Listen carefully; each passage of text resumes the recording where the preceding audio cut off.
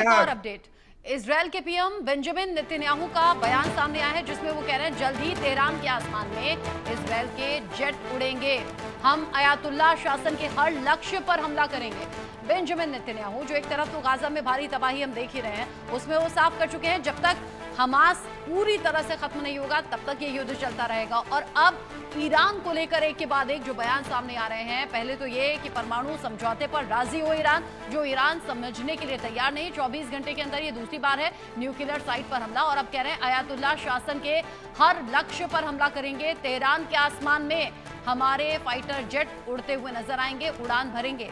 Major general Kochhar, Iran को अगर बार बार Israel ने भी समझाया ये कहिए कि धमकाया, और इस काम को अमेरिका भी कर चुका है, तो ईरान चल क्या रहा है उसके दिमाग में और चाहता क्या है अभी? ऐसे तो ये तो और ज्यादा भड़केगा। तबाही तो बड़ी ईरान में भी हुई है, अगर उसने पलटवार किया, इजरायल में भी नुकसान है, तो ईरान तो बड़ी तबाही इस वक्त झेल रहा है ना।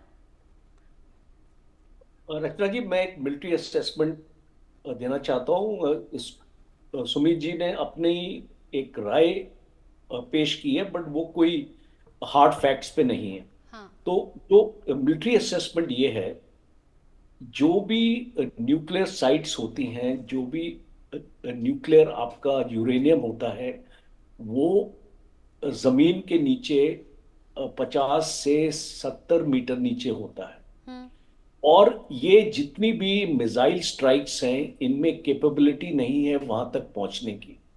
जो कैपेबिलिटी है वो अमेरिका के पास है। B-52 उनके पास बॉम्बर्स है, जो आपके बंकर बस्टिंग बॉम्ब्स अंदर जाके जो आपका हमला कर सकते हैं। इसराइल के पास ये कैपेबिलिटी नहीं है।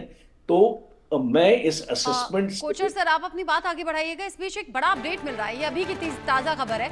ईरान के साथ में IRGC कुछ फोर्स कमांडर की गद्दारी सामने आ रही है। हालांकि सूत्रों के हवाले से खबर है, ईरानी जनरल इस्माइल कानी के इजरायल में होने की खबर मिली है। ये तो बहुत बड़ी खबर है। इस्माइल कानी इजरायल के मोसाद का एक एजेंट था, ईरान की खुफिया जानकारी मुहैया कराई थी, और फिर हम देख रहे हैं ईरान भारी तबाही झेल रहा है। इस्माइल हनीयाह हसन नसरल्ला की मौत में भी कानी का हाथ बताया जा रहा है। इजरायली एजेंट इस्माइल कानी का असली नाम शमुएल कोहन है। 2020 में कासिम सुलेमानी के बाद कमांडर बनाया गया था इस्माइल कानी को कुछ महीने पहले खामेनेई ने हाउस अरेस्ट भी किया था।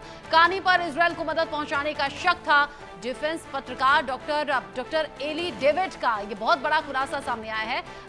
या तो जनरल इस्माइल कानी मारा गया है या फिर इजरायल में है